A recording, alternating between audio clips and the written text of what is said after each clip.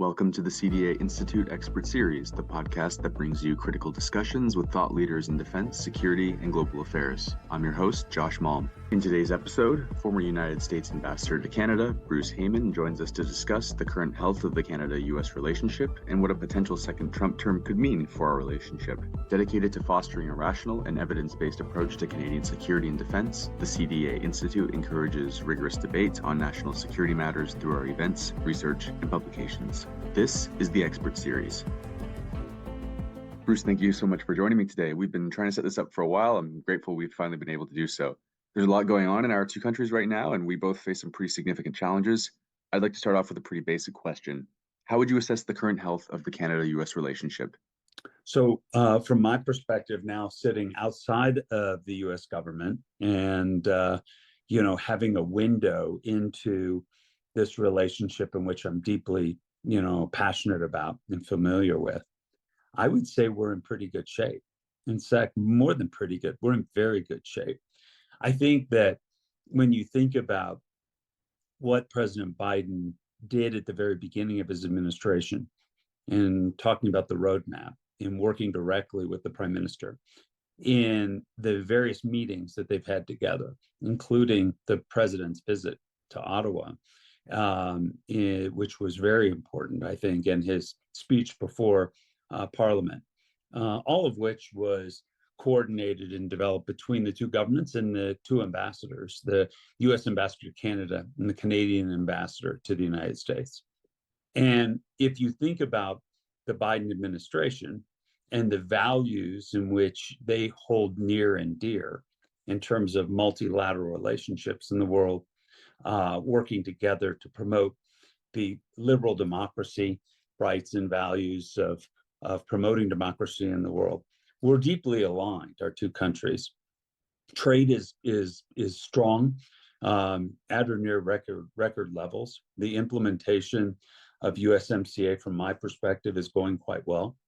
And so I would say overall, we are in really good shape today. Now, that's not saying that we'll always be in that place. And that's my concern. And that's where I'm dedicating much of my time is, raising, awareness and raising a red flag that in the event, hopefully unlikely, but it's definitely in the event that Donald Trump becomes president again, that this relationship will be under significant stress. And so I have tried my best to, provide fair warning and telling people, while the Canadian government in and of itself has no impact on who's president in the United States, that they do have to prepare as we prepare for changes in elections that happen in all of our friends and allies around the world. But for Canada, your most important ally, trading partner, and your only neighbor, that if it were to go down the route of a more authoritarian, isolationist type president, it's going to be an extreme of the Donald Trump we saw in version 1.0. And so that's where I'm spending a great deal of my time right now. What kinds of challenges do you think a second Trump presidency poses for Canada? And how might Canadian policymakers navigate potential shifts in the dynamics of this relationship, particularly in areas like defense, trade, and multilateral cooperation? So the way I would prepare if I were an ally, whether it be Canada or another ally, the way I would prepare for a potential Trump administration is to do two things. One, look at the policies and the attempted policies that he tried to put in place during his first administration, and then look at his language and what he says he will do in a second administration. And I just take it at face value. No hyperbole, no political, oh, he's a Democrat, he's just trying to scare us, that kind of thing. No, just take it for face value and listen to the things that he is saying and look at the things he's done. So let's just rewind the clock just a little bit and remember that just barely into office, He put on a travel ban of Muslims into the United States, which caused an incredible disruption. He was calling for a wall between the United States and Mexico in his first administration. He put on tariffs on the basis of U.S. national security on Canada's steel and aluminum to squeeze you on an outcome that he tried to get on negotiations for the new NAFTA deal that was coming together. He withheld personal protection equipment, PPE, even though you were right next door, and even though much of the components that went into these PPEs came from Canada itself. He withheld the first round of vaccines. He even threatened at one point to put troops on the border just because he heard it was the largest undefended border in the world. You watched his behavior at the G7 summit in trashing the prime minister and basically tearing up a deal that we were participating in. So that's what he did. Now, what is he saying that he will do? He wants to put on full tariffs on all imports into the United States.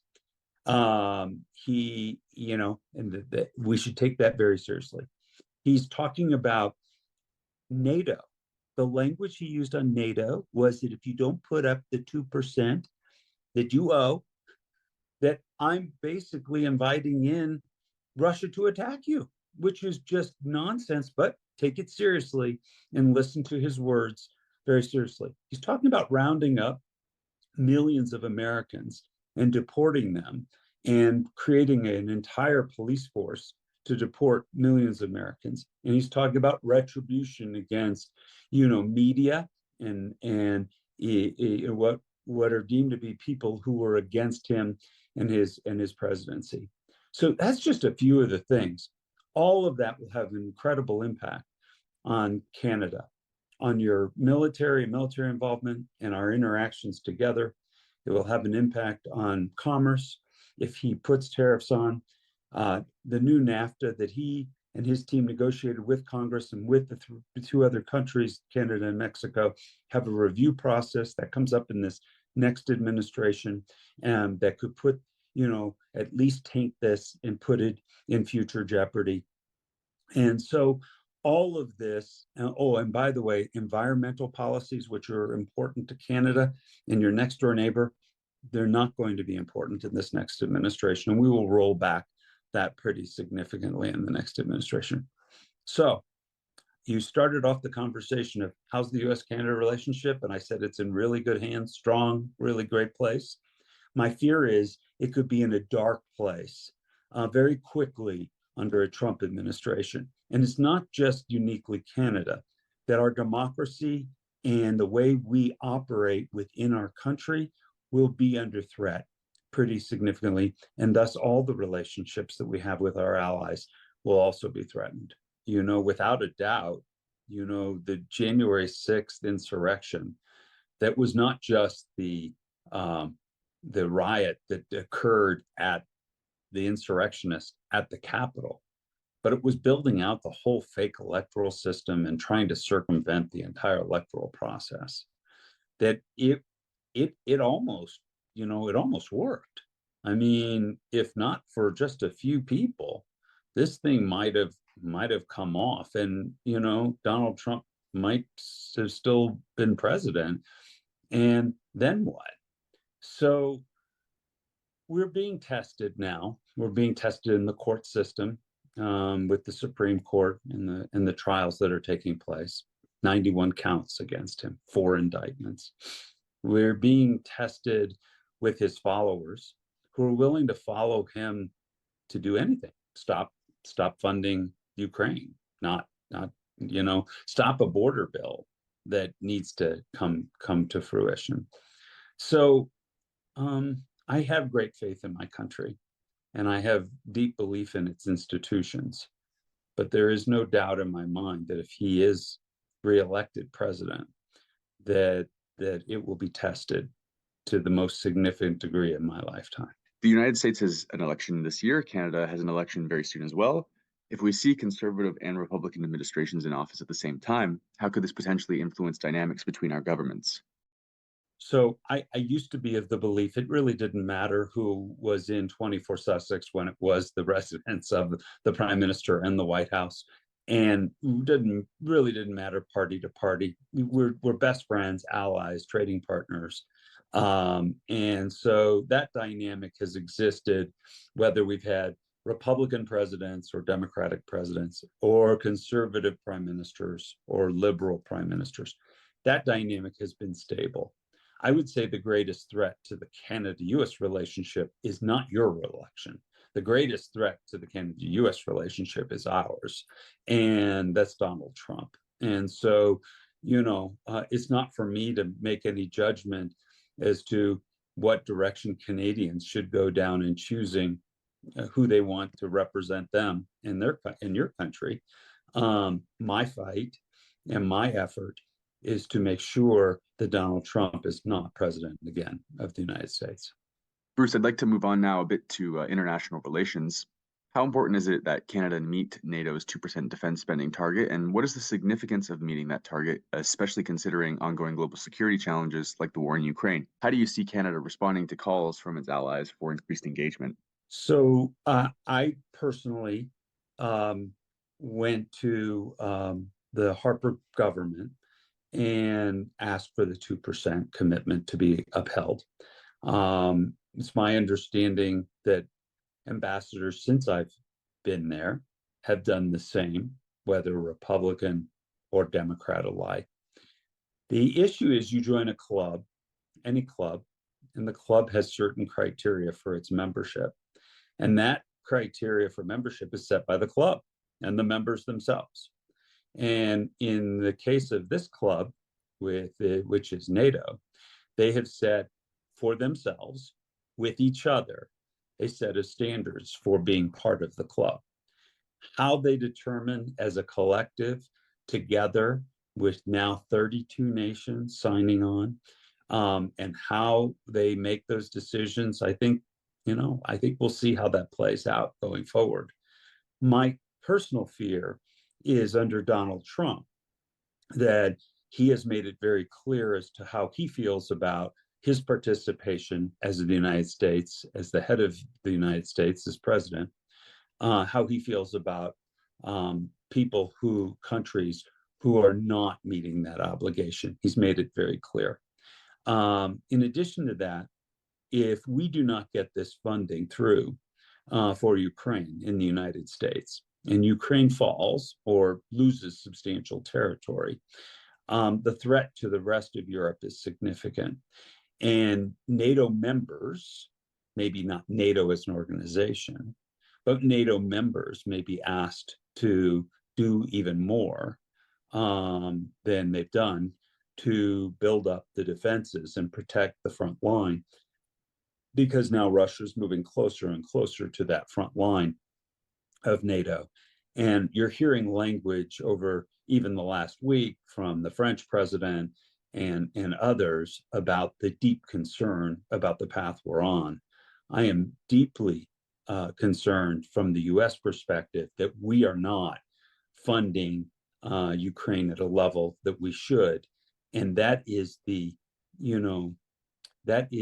least expensive option that I think we have, because longer term we'll have to deal with more significant consequences of the Russian invasion that's taking place.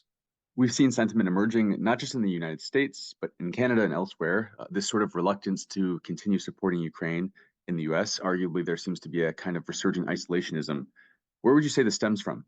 Untold amounts of money have been spent trying to understand the MAGA followers and why they are actually, following everything that Trump is proposing. And, some people think it's economic differences and so forth, but that doesn't really bear out given the actual very strong economic conditions that the U.S. has, and relative to the rest of the world, incredibly strong economic performance the U.S. has had.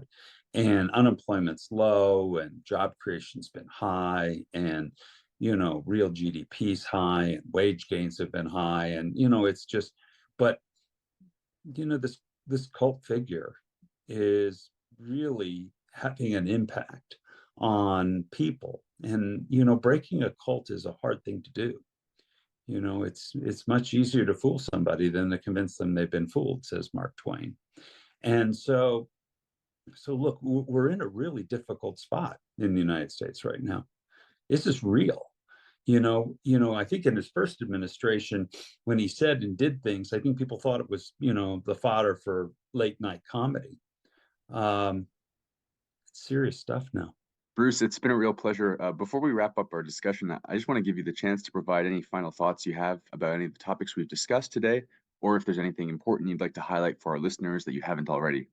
Well, I want to say one thing, that the United States is incredibly fortunate and lucky to have Canada as our neighbor, friend, ally, trading partner.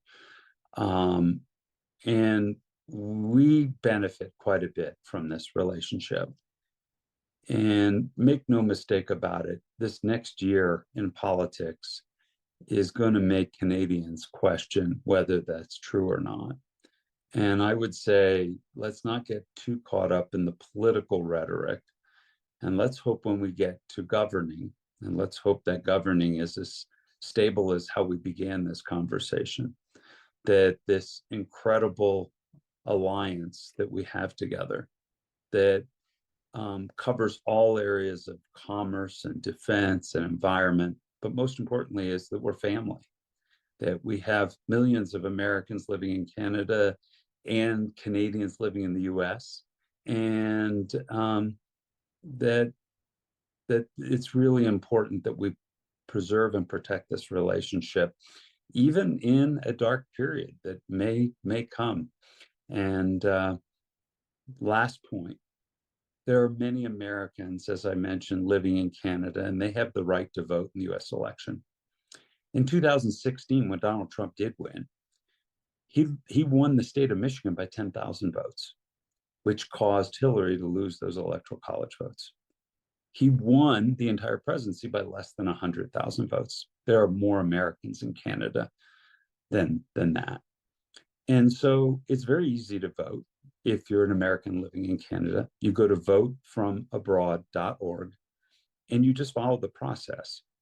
You have the ability not to be on the sidelines yelling and screaming about what's going on down south, but to participate directly in this election. And I believe that Americans living in Canada can and maybe will be the deciding factor in the election.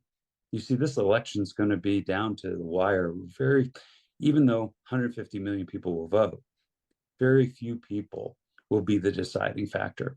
Will be a handful of 5 states or so, and it'll be in 10 or so counties. And it's going to be less than a few 100,000 people that will make this final decision as to who's going to lead the United States of America. And Americans living in Canada can be very much a part of that.